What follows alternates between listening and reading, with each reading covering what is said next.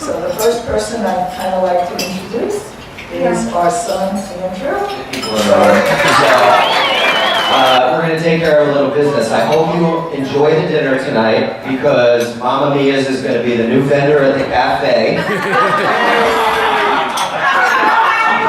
So when we're finished with dinner, we're going to put it to a screaming match. I'm going to vote. Okay. I'd like to welcome friends and family. We're here to celebrate my dad's 80th birthday. Dad, I said your 80th birthday! Speak up, man. Look at him, he looks so happy. He looks happier than Michael Jackson at a Harry Potter book signing. So my dad came to me the other day and he says to me, I want to get a tattoo. And I said to him, you want to get a tattoo? He said, think about it. Think about what I should get. So I gave it a lot of thought and I thought to myself, you know, you're 80 years old now, you might want to get your name and address.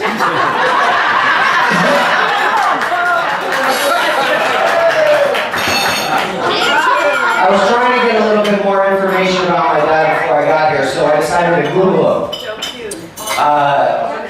He is so old, I found him on 2 lists. Greg's and Schindler's. Seriously though, I'm used to having an older dad. I mean, I went to his 50th birthday party when I was 8 years old. That's true. And I remember being a kid on the playground, and kids would say things like, my daddy could beat up your daddy, and I'd say, oh yeah? Well, my daddy gets into the movies for $2.25 Or I would say something like, oh yeah? Well, my daddy wears his pants way higher than your daddy. As I got a little older, it was much the same. I remember in high school when my friends' fathers were going through their midlife crisis and buying their sports cars and divorcing their wives. My dad was trading in his sports car for something a little more comfortable to facilitate the escape from restaurants after stealing sweet and low packets. On a more serious note, I don't know how many of you are on Facebook, but last year for my dad's 79th birthday, he wrote something on Facebook that I refer to from time to time that gives me a little perspective, and with or without his permission, I'm going to read it to you. It seems that the older you get, the faster time seems to go by. I can picture every facet of my wedding as if it were this past weekend, and that was 44 years ago. When I was in my teens, a year seemed like an eternity. After college, 5 years was the reference for noting the passage of time. Then the passing of 10 years seemed faster after I got married and had children, and now the passing of years seems like seconds in a mind, and we make light of 25, 30, 40, and even 50-year periods as we refer to time going by.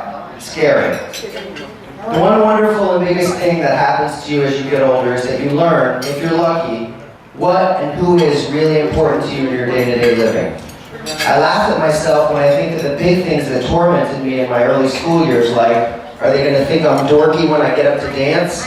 Do I look cool? And later, are my neighbors thinking less of me because I'm driving a Gremlin?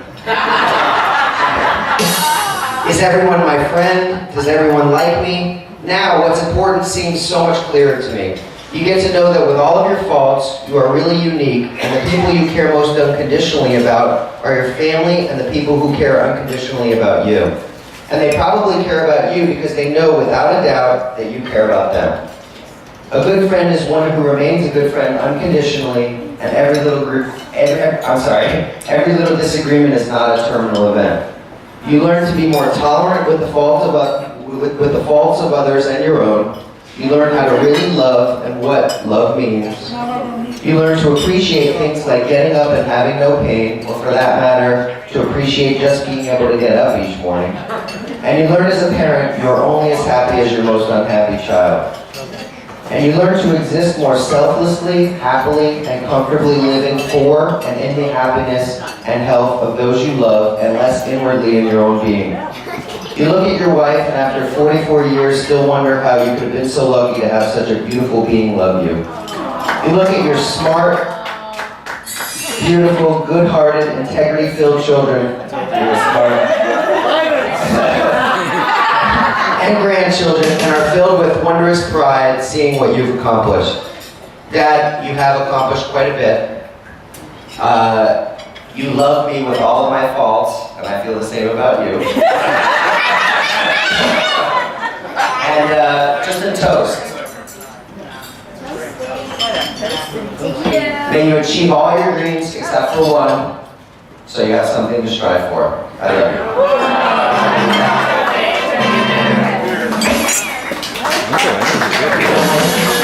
This is for my dad. I'm not as funny as my brother, but Don't cry. Wait a minute, she's gonna cry. I do like to cry. Okay, we're here to celebrate my dad. He's officially turned 80, and I'm officially freaked out.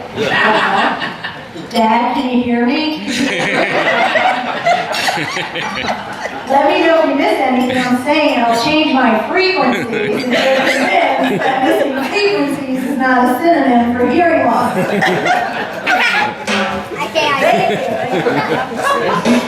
Where do I begin? Oh, Dad, shut your phone off. We know how you love to answer the phone in places your phone isn't supposed to be on. Movies, board meetings. You answer it, and how you actually get annoyed that we called you at that inopportune time. Sorry, our mind reading radar doesn't always work. Don't answer your phone. Better yet, shut it off. Oh, and Dad, are you still awake? Good thing there isn't a couch at this party. I love my dad. He's always great at keeping us cool. I can't stop. I don't like my mom shaking. Like the time I was in high school, I accidentally ran off the road into a very deep construction ditch, actually on the boulevard, with my mom's Volvo and bent all 4 aluminum rims on the car. She did the same thing to you. Scared and shook up, I called my dad, told him what had happened, and in his own calm, cool, and collected way, he screamed, "Do you know how much that's gonna cost?"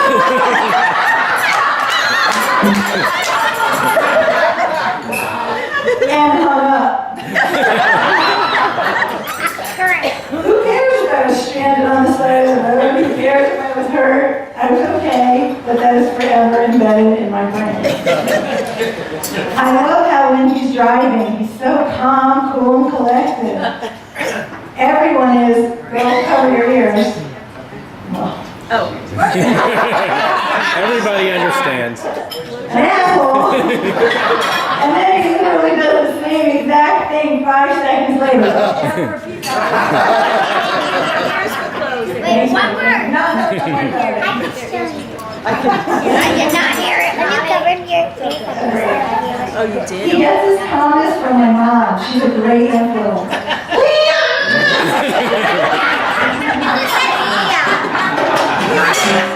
However, there was one time he was very cool. My favorite story of all time. We were going on a family cruise and my brother, you were in middle school or high school? High school. Had this grand plan to get my parents mad at him so that he could walk out of the house, we go on the cruise without him, and leave him to an empty house for a 4-day non-stop party for all of his relatives. Well, he stormed out, and my very handy, very angry, but very calm, cool, and collected dad literally went and changed all the locks in the house without skipping a beat. And then called my brother to tell him he might want to come home now to get some underwear before we left. Needless to say, it was a great family cruise. Very impressive. My favorite dad advice he ever gave me, though, was when he and my mom moved me into my dorm for graduate school at Columbia University.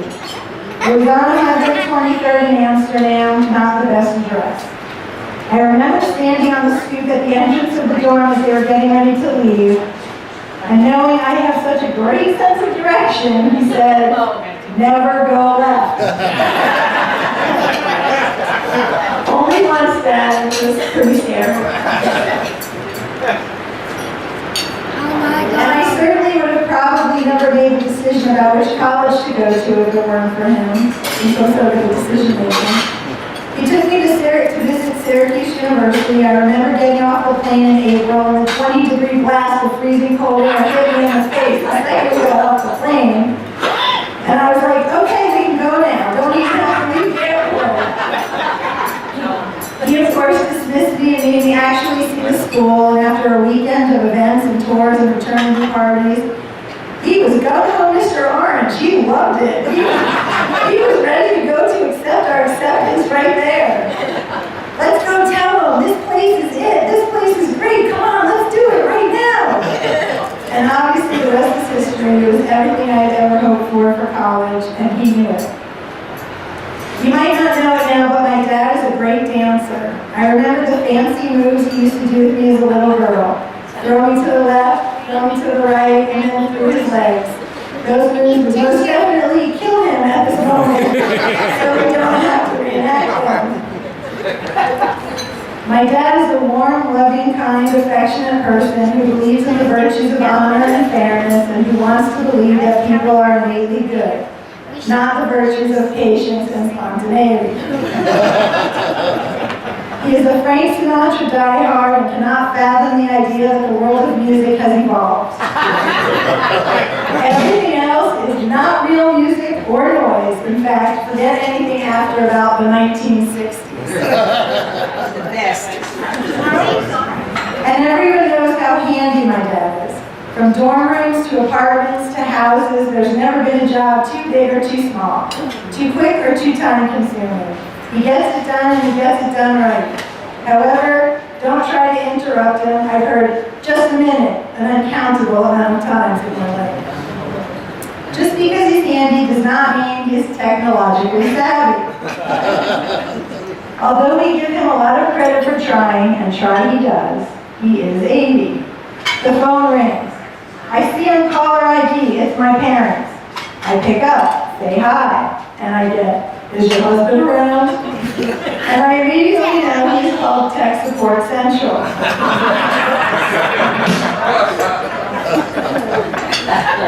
The address bar disappeared. I downloaded something, I don't even know what it is or where it went. I can't find the internet. Blah, blah, blah. And just because he's handy does not mean that he didn't scratch up the rims on Adam's car in his 500 trips to Home Depot, or leave the sunroof open so that a rainstorm could cruise through the interior of his brand new car with buckets of acid raining forever and prematurely extinguishing that quintessential new car smell. It's all good. Not here. Wait.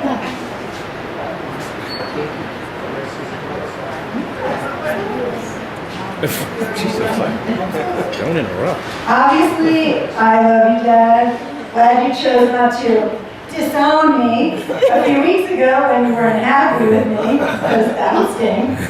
Your son-in-law loves you, and your grandkids love you, and we know you love us. 80 years is short. There's so much more for you to do, to fix, and to make magically disappear from your computer. So get off your tush and get ready for the next 25.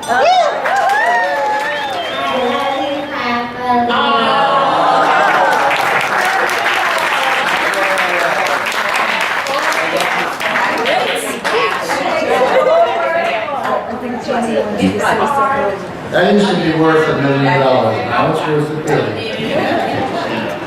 You. Me? You. I want to make it clear that he is not my twin brother.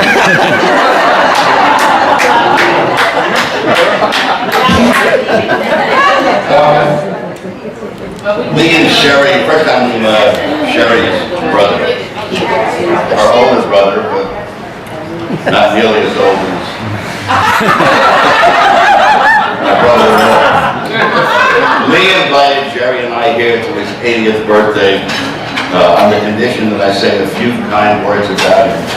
She said that if I couldn't think of any, she'd write them for me. Very nice. Actually, it should be easy because after 40 years or 40 plus years, I can only think of a few words to say about him. I should start at the beginning. I received a call from my mother. We lived on East 7th Street in Brooklyn at the time. And she said to me, my sister had found a wonderful fellow. She said that he's a nice young man. Well, not so young, but still. They lived across the street from us in Brooklyn. Lee lived across the street. And my first reaction was they wanted the family parking space. They wanted an alternate side of the street for the garden. You know, when I heard that he grew up in Harlem, didn't have a job, and no money in the bank, I was just a wee bit worried. But I figured my sister probably knew what she was doing. We were a little less liberal in those days than we are today. A number of years later, Lee and Sherry moved to New Jersey, and we lived in Philadelphia, not very far away. And we used to go to their house very, very often. We didn't get to see a lot of Lee because he was always fixing something. And he's still doing it. He would take the sound, you know, from the radio and sneak it through the wall, you know, and always fixing something. Although despite the fact that we didn't see him, my kids, my 3 sons, all grew up loving him. Lee has a passion for fixing things. He tells me that that's a throwback to his Uncle Arthur, a wonderful man that we both knew. In those days, Lee would come to my house, and Jerry and I would have a list for him of things to do, you know. And I think that my niece is now taking my place with that. You know, pictures that needed hanging, cars that needed fixing. There was always something to do. You know, one of my favorite stories is he came to our house, and our house is now in Charlotte, North Carolina, which faced east, and our front door had faded. And Uncle Lee's first idea was, let's go out and buy a new door. So we spent half the day looking at doors, but couldn't find anything that was as nice as the door that we had. So he agreed to sand it, stain it, and put it back up. So he just jumped into it, he took the door off, put it down in front of the house where people walk in, and Jerry's cousin was coming to visit. And she walked up and she couldn't get around this fellow working, came to my wife and said, I don't know who that workman is, but I'm sure he could find a better place to work than right in front of the house. I remember another time at our house when we were sitting and eating, having a meal, and Lee looked out the window and he saw one of my son's cars, and he looked at the hood, and the hood was discolored. And he said, wait a minute. He got up from eating, went outside, got some wax out of his car, fixed the hood, came back and said, isn't that better? You know, things haven't changed much, you know, over the years. We were on a trip recently. We went on a family cruise. I saw him playing. We were on a family cruise, and we were putting our stuff in the car, back in the car. And I said to Lee, my wife's suitcase isn't right. The handle is busted. He said, here, let me take a look at that. Now I had taken a look at it, and I went out and I bought some glue. And he said, no, see this little hole there, that's where a screw goes. And he sat and he fixed it. Then he walked past my car and he saw a little scratch in my wife's car. And he said, wait a minute, I'll fix that. All that while we were packing to go away. Anyway, I appreciate all that you've done for us over the years. Folks often say to me, now that you're retired, I've been retired for 6 years, how are you enjoying retirement? I said, it's terrific. He said, you know, some people play golf, some people travel. I spend my time reading the emails that he sends me. You know, it's a lifetime's work. You know. And then you get an email later that says, oops, I'm sorry, this one was wrong, I made a mistake. Anyway, let me stop there. You know, let me say that over the 40 plus years that you've been my brother-in-law, I couldn't have asked for a better brother-in-law.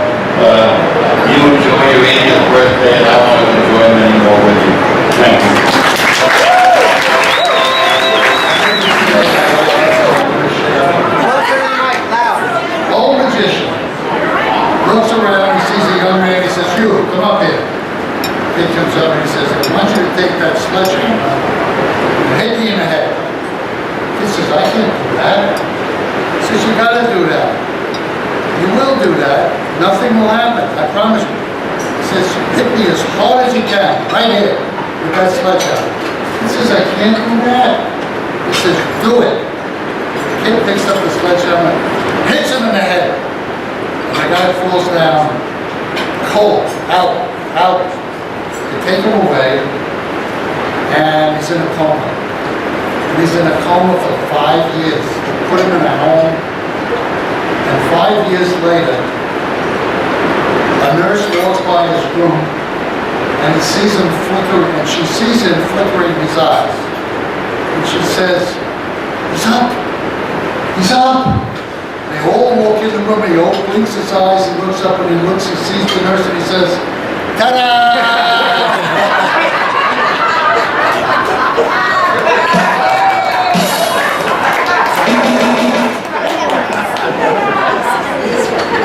80 years.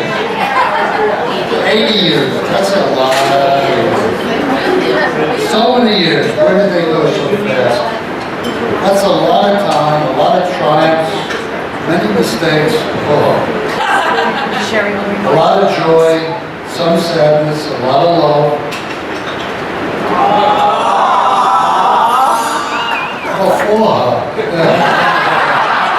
Mother was wrong. And even some disdain. A lot of success and a lot of failure. A lot of excitement and even some danger. I've survived all that. And somewhere in there, along came Sherry. Finding my soulmate at 34, Cheryl was the most important and significant event in all of that. She is my partner, my best friend, and sometimes with that we don't need any enemies.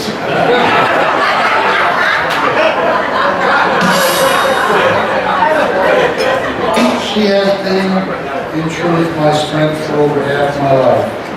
My survival at 80 can be attributed to Sherry, and is at times in spite of her. Honey, you are the best thing that ever happened to me, and I love you very much.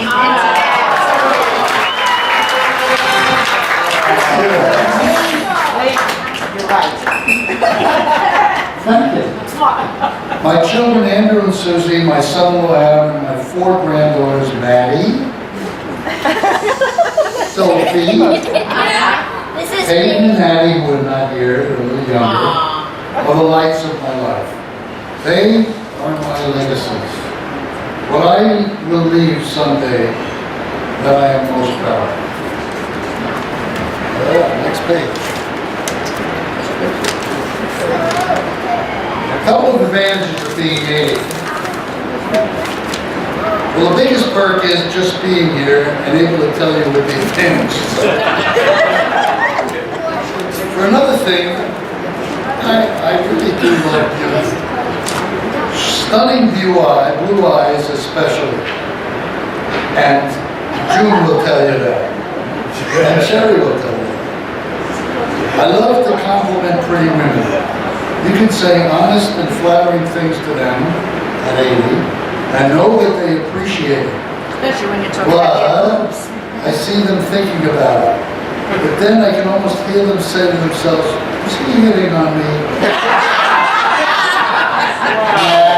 That old fart couldn't possibly think he would get anywhere.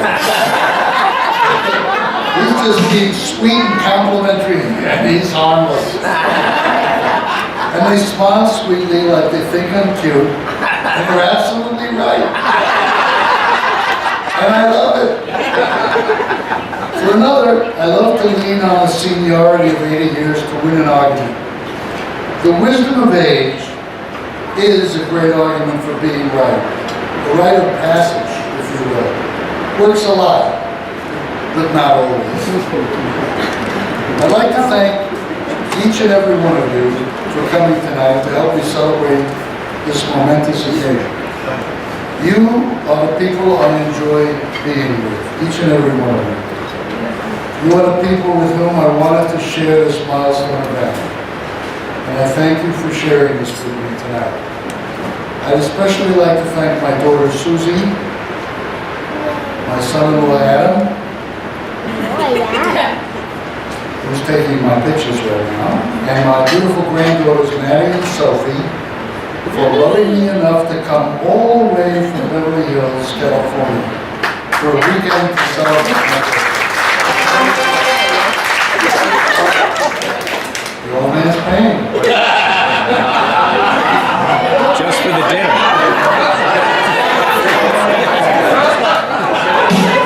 I'd like to thank my brother and sister Jean and Jerry for driving 10 hours all the way down from Charlotte, North Carolina.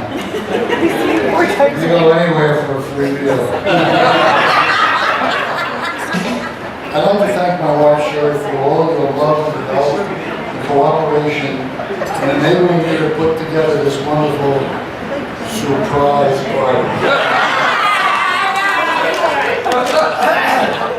And Andrew, my wonderful son, I know I can always count on you to say something clever.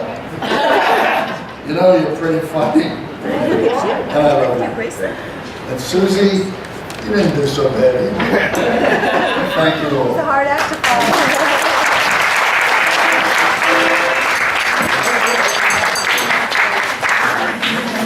That's how that works. And a 1, 2, 3, go! Happy birthday to you. Happy birthday to you. Happy birthday, dear Lee. Happy birthday to you. Happy birthday.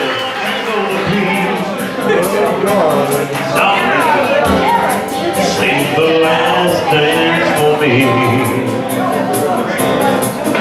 You would know when the music's fine like sparkling wine. Go on and have your fun. Laugh and sing while we're apart. Give your heart to just anyone. Don't forget it's taking you home. As long as you're gonna be. Sweet darling, save the last dance for me. Baby, don't you know I love you so? I can feel it when we touch. Never gonna let you go. I love you so much. You can dance, go on and carry on till the night is gone and it's time to go. Laugh and sing while you're alone. We walk you home, you must tell it no. Don't forget who's taking you home. This is all you're gonna be. Darling, sing the last dance for me. Whoppa! Yes, so.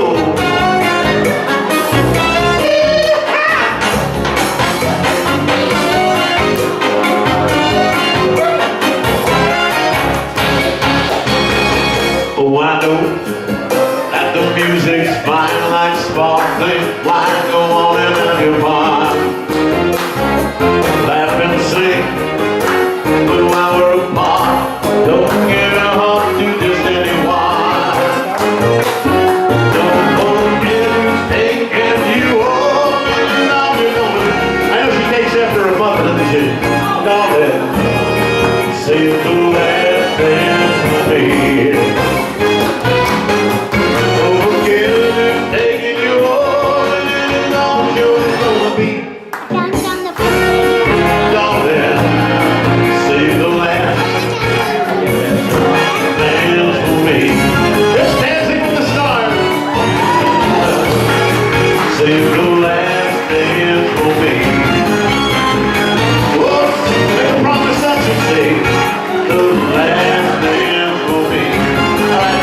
Here we go.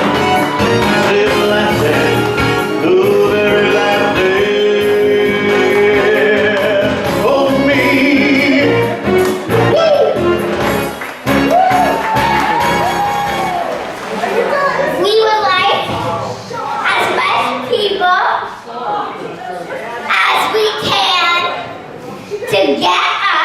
I'm here, right here, and make a circle. Don't worry, I have an idea. Grandpa, idea too. you stand in the middle, and we all go around and say happy birthday. Thank you all for coming if you don't want to do that. But I got a good idea for you. thank you all for coming. Thank you.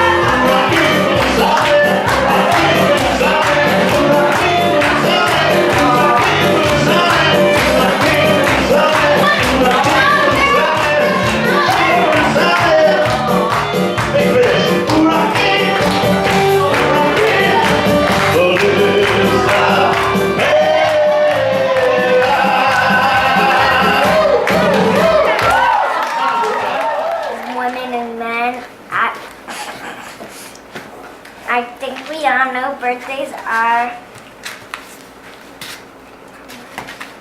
extraordinary, but extra extraordinary is this one. And I think we all have a moment to remember, so we would like you all to sing along with me. Happy birthday, thank you, we love you. Very nice. Did you write that yourself? I think it was lovely. I wish And only fantastic. I'll save it, Grandpa. You should Thank you. save it in your memory box. I will save it. Sure.